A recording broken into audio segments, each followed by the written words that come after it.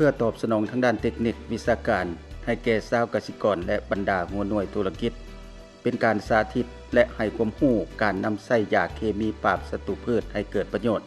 และสอดคล้องกับพื้นฐานความเรียกร้องต้องการของสังคมในปัจจุบันทั้งนี้ก็เพื่อ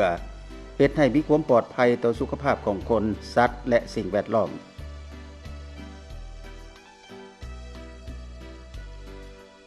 ยาปราบศัตรูพืชแม่นสารเคมีที่มีปฏิกิริยาทางด้านเคมีเพื่อนำใช้เข้าในการป้องกันกำจัดและควบคุมศัตรูพืชหรือสารที่ใช้เข้าในการผลิตการเปลี่ยนรูปการเก็บรักษาสินค้ากสิกรรมไม้และผลิตภัณฑ์ไม้รวมทั้งสารเคมีที่นำใช้กระตุ้นและควบคุมการเจริญเติบโตของแมงไม้และพืช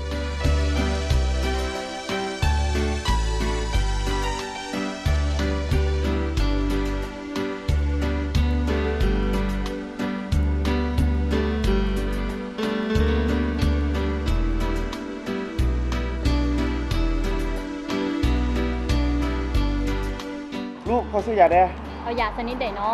เอาแบบนี้ลูก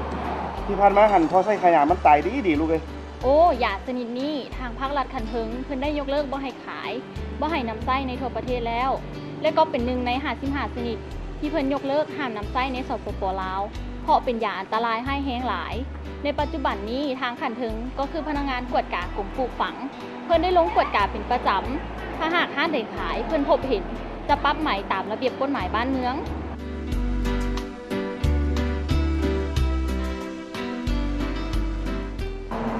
เอาแบบนี้เด้อตู้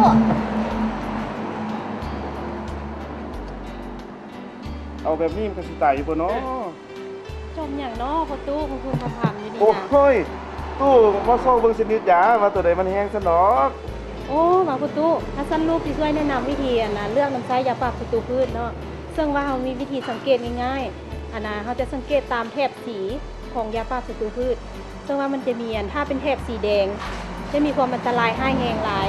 ถ้าเป็นแถบสีเหลืองจะมีความอันตรายปานกลาง ถ้าเป็นแถบสีฟ้าจะมีความอันตรายน้อย แต่ถ้าว่าเป็นแถบสีเขียวเนาะมันจะปรากฏพิษบกระทันหัน หรือว่าพ่อตู้ถ้าหากพ่อตู้อ่านบ่ได้บ่สังเกตบ่คักขนาดเนาะให้พ่อตู้ไปขอคำแนะนำจากพนักงานของการเกษตรกรรมประจำเมืองเนาะให้คนช่วยแนะนำให้ สั้นๆพอเอานี่นะลูกเท่าไหร่ลูก 150,000 โอ้ เด้อขอบใจเด้อ เจ้า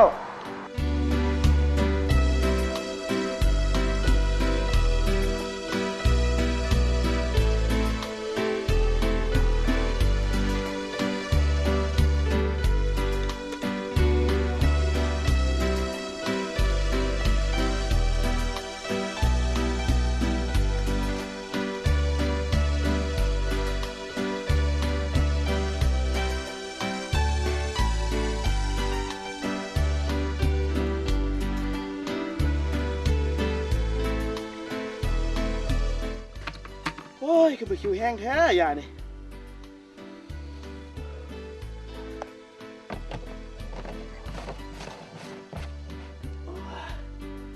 อู้แดดมื้อนี้คือบ่ร้อนแท้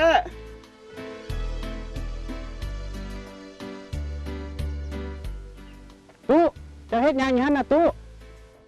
โอ้ยยามันหกลูกเอ้ยศัตรูพืชก็หลายจึงลองเอายาฉีดขาลองเบิ่งซะนะ โอ้ตู้จะคือไปเฮ็ดจังซี่การนำใช้ยาฆ่าหญ้าหรือยาปราบศัตรูพืชเอาต้นนำใช้ให้ถูกวิธีการได้ตู้ หวาน้ำใส่ตรงไหนล่ะลูกอันวิธีที่ถูกต้องให้ลูกเว้าหั่นนะ เจ้าโอมาพี่ลูกจะอธิบายให้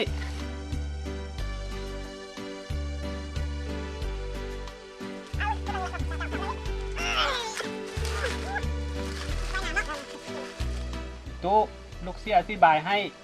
การนำใช้ยาปราบศัตรูพืชหรือยาฆ่าหญ้าทุกครั้งเราต้องปฏิบัติให้ถึงวิธีการใดเพราะว่ายาปราบศัตรูพืชนี้มันเป็นอันตรายให้แฮงต่อคนเฮาเราต้องส่งขายาวเสื้อแขนยาวใส่ผ้าปิดปากอัดดังใส่หมวกใส่แว่นตาใส่ถุงมือยางเพื่อป้องกันฝุ่นละอองยาแล้วก็ใส่เกลือบุตรครบสุดเพื่อบ่ให้ฝุ่นละอองยาถึกผิวหนังเฮาเวลาการฉีดยาห้ามบ่ให้กินอาหารบ่ให้ดื่มน้ำบ่ให้สูบยาได้ตู้ การฉีดยาปรับศัตรูพืชผู้หนึ่งบ่ให้เกิน4ชั่วโมงต่อวันได้ตู้ แม่นว่าโอ้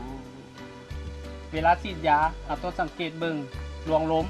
เราต้องอยู่เหนือลมเสมอเพื่อหลีกเลี่ยงบ่ให้ละอองยาถึงเฮาช่วงเวลาการฉีดยาต้องเป็นตอนเช้าและตอนแลงตอนเช้าจะเริ่มแต่เวลา 6 โมงหา 9 โมงตอนแลงจะเริ่มแต่เวลา 15 โมงหา 18 โมงที่ว่าบ่มีอากาศจะฝนจะบ่ตกจะบ่มีลมพัดแห้งเนาะให้ลุงปฏิบัติตามนั้นภายหลังฉีดยาหมดแล้วเราต้องเทน้ำยาที่เศษเหลืออยู่บางฉีดหั่นลงในพื้นที่ที่เราฉีดยาหั่นให้หมด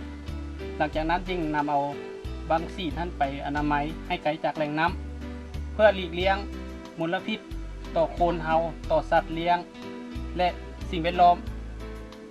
กองยาต่างๆที่เรานำใช้หมดแล้วเราต้องนำไปฝังดินอย่างเดียวเพื่อบ่ให้มันมีปัญหาต่อสิ่งแวดล้อมในเมื่อเราฉีดยาสำเร็จแล้วเราต้องอนามัยอุปกรณ์และตากไว้และอนามัยตัวเองหลังจากอุปกรณ์ที่แห้งแล้วเราต้องเก็บห่างจากมือเด็กตู้สิ่งสำคัญอีกอันนึง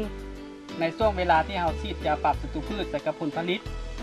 7 วัน14 วันขึ้นไปเราจึงสามารถเก็บผลผลิตได้ข้อนี้เราต้องเอาใจใส่แท้ๆเพราะว่าผลผลิตแม่นเราบริโภคทุกวัน เฮ็ดปานนั้นเพิ่นว่าลูก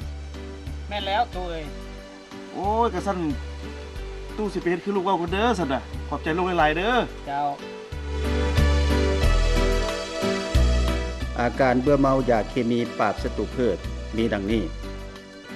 นอนบ่หลับหนังตาเสม่นตามัวแสบดังบินหัวเจ็บปวดหัวหายใจบ่อิ่มอ่อนเพลียคอแห้งหายใจดังวิดวิดกล้ามซีนอ่อนเพลียแขนขาลอยกล้ามซีนปั่นมือสั่นผิวหนังเป็นผื่นคันผื่นแดงผื่นขาวผิวแตกแห้งเป็นเกล็ดเป็นตุ่มเหงื่อไหลผิดปกติตาแดงแสบตาคันตาน้ำตาไหลผิดปกติน้ำมูกไหลน้ำลายไหลผิดปกติบ่ฮู้สึกตัวเป็นลมหมดสติซอกหากสักเจ็บคอไอเจ็บแน่นหน้าอกปุ้นท้องแน่นท้องถอกท้องยางเซเล็บกุดเหี่ยนมึนซาคันตามผิวหนัง